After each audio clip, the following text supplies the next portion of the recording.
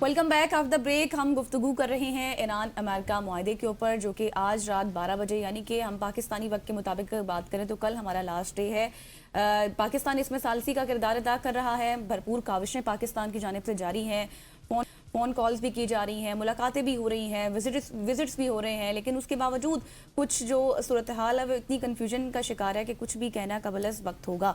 अब इसी सूरत हाल पर बात करने के लिए हमें ज्वाइन कर चुके हैं अब्दुल्ला हमीद गुल साहब। आप डिफेंस एनालिस्ट हैं। Thank you so much sir for your time. Sir, मुझे ये बताइएगा कि जो ईरान की जानिब से ये कहना कि हम मुज़ाकरात का हिस्सा नहीं बनना चाहते या फिर पाकिस्तान नहीं आना चाहते या फिर दूसरे दौर में हम शिरकत नहीं करेंगे, सर तो मौजूदा सूरत हाल के तनाजुर में आप इसे कितनी बड़ी रुकावट समझते हैं? जो कुछ भी कल हुआ, जो शिप को उन्होंने अमेरिकन ने अपने तहवील में ले लिया, फिर उस पर हमला भी होना, क्या ये वाकई मुज़ाकराती अमल के लिए ख़तरा है या फिर आपको लगता है कि सिर्फ दबाव बढ़ाने की एक हिकमत अमली है ईरान की जानिब से? और क्या पाकिस्तान जो इस वक्त एक मरकजी सालिस के तौर पर काम कर रहा है, ईरान को दोबारा मुज़ाकरात की मेज़ पर लाने में कामयाब हो सकते हैं हम? बिस्मिल्लाहिर्रहमानिर्रहीम। बहुत बहुत शुक्रिया। सुबह बखैर। देखें, जहाँ तक ताल्लुक है ईरान के वक्त का इनकार का, मेरा ख्याल है कि वो भी डसे में हैं और वो दूध के जले में हैं, छाछ फूंकेंगे, क्योंकि बारहा अमेरिका की एक पुरानी दास्तान है उनके साथ। 2015 के अंदर भी अमेरिकन सदर ने मुज़ाकरात किए थे और उसके नतीजे के अंदर उनके साथ माहिदा तय किया गया था, लेकिन उसके ऊपर अमल दरामद नहीं किया गया, जिसके नतीजे में नेचुरली वो एक मिसट्रस्ट कायम हुआ, क्योंकि वो भी तो प्रेसिडेंट थे ना अमेरिका। असल में अमेरिकन प्रेसिडेंट की बात नहीं हो रही, अमेरिका की बात हो रही है। फिर 2018 में भी जो मुनक़ता किया गया सिलसिला, वो भी अमेरिकन प्रेसिडेंट की जानिब से डोनाल्ड ट्रंप ने किया।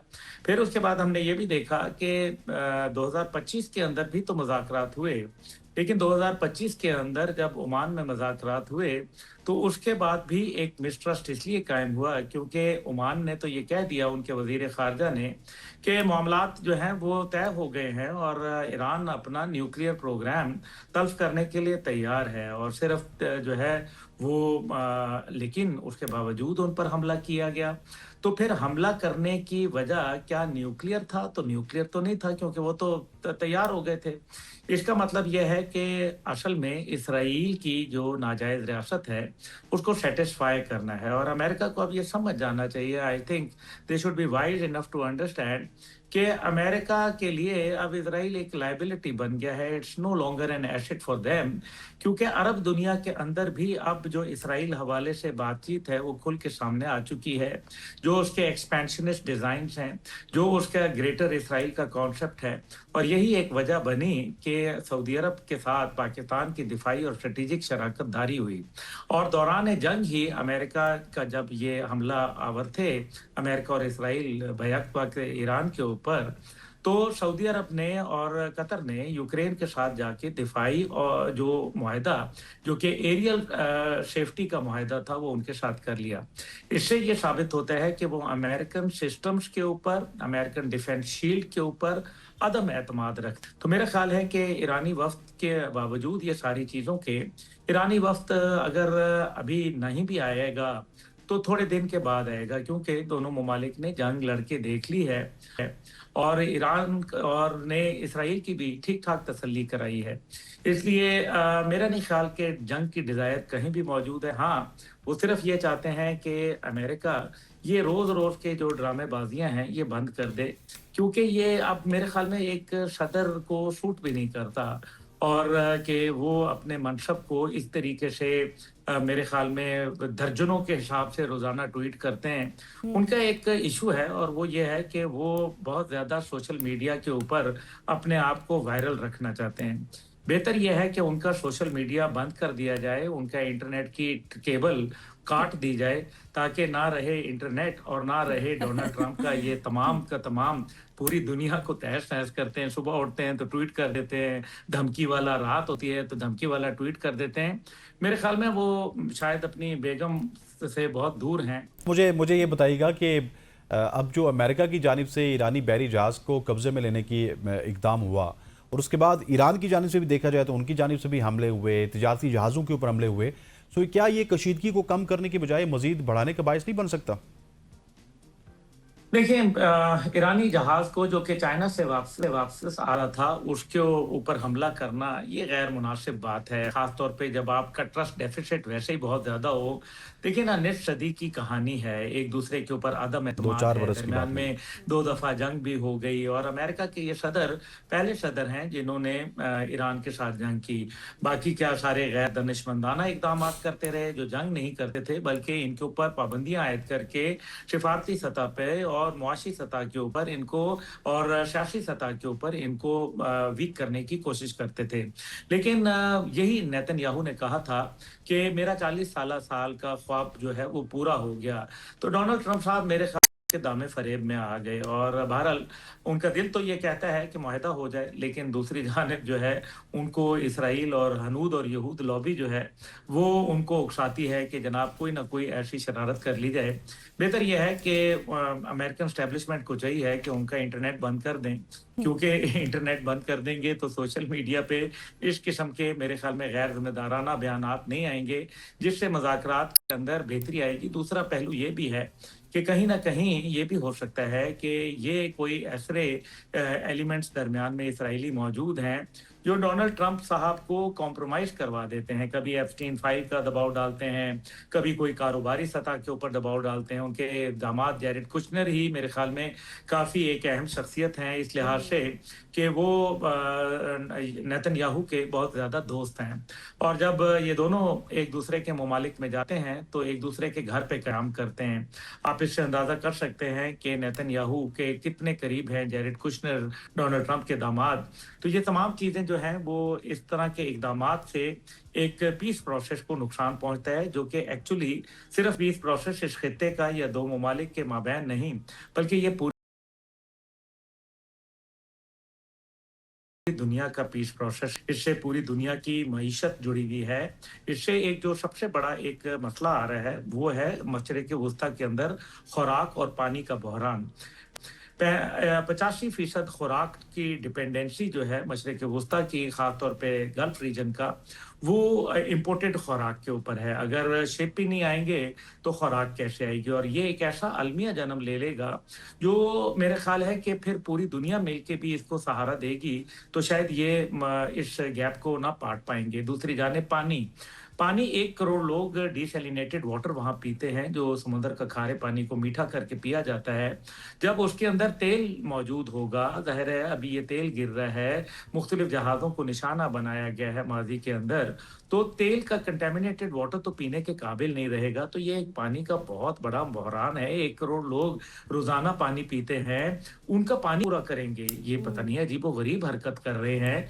मेरे ख्याल है अमेरिकन को अब समझ आना चाहिए कि अब वो सोल सुपर पावर नहीं रहे और अमेरिका शायद उस हीरो की तरह हो गया है जो अब 80 साल में भी ये कहता है कि मुझे बाप दादे का किरदार नहीं बल्कि हीरो का ही किरदार चाहिए। नहीं, अब हीरो जवान आ गए हैं, अब वो संभालेंगे। दुनिया में नई सुपर पावरें आ गई हैं, चीन और रूस उसके अंदर शामिल हैं और शायद ईरान एक ऐसी सुपर पावर बनने जा रहा है जो न्यूक्लियर तो नहीं रखता लेकिन उनकी ताकत नॉन न्यूक्लियर होके भी बिल्कुल सही कहा सर। अच्छा सर, मुझे अब थोड़ा सा ये बताइएगा, जो अमरीकी नायब सदर हैं जेडी वेंस, उनकी क़यादत में जो डेलीगेशन पाकिस्तान, उनकी आमद, फिर जो ट्रंप की जानिब से मुमकिना तौर पर ईरानी क़यादत से मुलाकात की पेशकश की भी बात हो रही है कि अगर कुछ हो जाता है तो मैं चाहूँगा कि मैं उनसे भी मिल लूँ। क्या ये इस बात की तरफ इशारा है कि मामलात कोई फैसला कुन मरहले में भी दाखिल हो चुके हैं, बस एक प्रेशर टैक्टिक्स के तौर पर सब चीज़ें इस्तेमाल की जा रही हैं? और थोड़ा ये भी बताएं कि सिंस ईरान इस मुज़ाकरात में शामिल अगर बात करें तो उसका क्या तरीक़ाकार हो सकता है? देखिए, अमेरिका की तरफ से कुछ नहीं होना था, क्योंकि ये काउबॉयज हैं, इनका माकूला है। मेरे वालिद जनरल हमीद गुल रहमुल्लाह कहा करते थे कि अमेरिकन कहते हैं कि if you can't beat someone join them. अगर आप किसी को मार नहीं सकते तो उसके साथ फिर मिल जाओ। और आपने देखा अफगानिस्तान उसकी मिसाल है। अफगानिस्तान में जिसकी रिजीम चेंज करने आए थे, 20 साल लड़ते रहे और बाद में तालिबान को हुकूमत हाथ में थमा के और आज तक उनको भत्ता दे रहे हैं। $160 मिलियन माहाना उनको अदा कर रहे हैं और 2021 के इनखला के बाद से तकरीबन 19 बिलियन डॉलर उनको अदा कर चुके हैं। तो मेरा ख्याल है कि मुस्तकबिल में ये दोनों बहुत करीब आ जाएंगे। और जेडी वेंस साहब का अच्छा। ये था कि जेडी वेंस जो है वो शुरू से ही वॉर के खिलाफ थे और जेडी वेंस जो है वो ज्यादा डोनाल्ड ट्रंप साहब को पसंद नहीं करते और डोनाल्ड ट्रंप साहब उनको पसंद नहीं करते। 2021 से पहले जो जेडी वेंस ने डोनाल्ड ट्रंप के लिए ट्वीट किए थे वो फिर जब वो सेनेटर बन गए तो उन्होंने फिर वो डिलीट कर दिए। तो जाहिर है डोनाल्ड ट्रंप साहब को भी इसका इल्म है, दोनों एक दूसरे को जानते हैं। और फिर डोनाल्ड ट्रंप साहब का एक और बड़ा इशू है। देखिए डोनाल्ड ट्रंप साहब ये सोच रहे हैं कि मुस्तकबिल में जो भी अमेरिकन सदारती उम्मीदवार होगा वो ऐसा हो जो उनके वॉर क्राइम्स के ऊपर पर्दा सके या प्रोटेक्शन दे सके। क्योंकि कुछ मेरे ख्याल में जोश खिताबत में डोनाल्ड ट्रंप साहब ने ये प्रेस कॉन्फ्रेंस में इकरार कर लिया कि उन्होंने इंटरनेशनल कवानीन की वायलेशन की है और सिविलियन आबादी को और सिविलियन जो टारगेट्स हैं उनको निशाना बनाया है, जो कि इटसेल्फ एक वॉर क्राइम है जिसके ऊपर मुख्तलिफ ममालिक ने बातचीत भी और शुरू कर दी है। मुख्तलिफ तज्जिया निगार इस पर गुफ्तगू कर रहे हैं which is going to fetch very different results, जो कि शायद माजी में इतना असरअंदाज ना होते क्योंकि अमेरिका तब सोल सुपर पावर था, अब नहीं है। अब उसके साथ पावर शेयरिंग कर रहे हैं दूसरे पावर्स।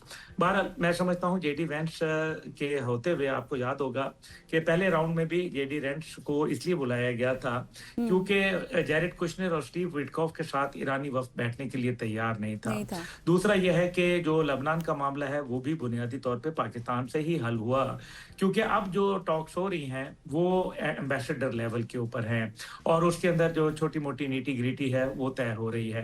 तो मेरा ख्याल है कि अगर इनका मुआहदा न भी होता या नहीं भी होगा तो फिर उस सूरत में तो मेरा ख्याल है कि अमेरिका की पोजीशन नहीं है क्योंकि वो डिप्लोमेटिकली, पॉलिटिकली, फाइनेंशियली और मेरे ख्याल में मिलिटरीली, स्ट्रेटेजिकली आइसोलेशन का शिकार हो चुका है। माजी में जितनी भी जंगें अमेरिका ने लड़ी वो इत्तेहादियों के साथ और इत्तेहादियों के पैसे पे लड़ी। ये जंग उनको 1.3 मिलियन डॉलर्स पर मिनट कॉस्ट की है और आप देखें कि 12,000 किलोमीटर दूर से जेडी वेंस पहुंचते हैं दूसरी दफा पाकिस्तान तो ही मीन्स बिजनेस। और मेरा ख्याल है कि जब ये इनका कोई आपस में बातचीत हो जाएगी तो ट्रंप साहब जो है वो इंशाल्लाह ताला जरूर पाकिस्तान पहुंचेंगे। ठीक, मुझे ये बताइएगा कि अब अगर अगले सवाल की तरफ बढ़ा जाए तो अमेरिका और ईरान के दरमियान जो मुज़ाकरात हो रहे हैं उसमें ईरान की एक बड़ी शर्त है कि उनके जितने भी एसेट्स हैं उनको अनफ्रीज किया जाए, जो कि काफ़ी अर्से से फ्रीज हैं। क्या उनके जो एसेट्स हैं अगर वो अनफ्रीज हो जाते, सबसे पहले तो ये है कि क्या वो अनफ्रीज होंगे और अगर वो अनफ्रीज हो जाते हैं तो इसका ईरान को कितना फायदा होगा?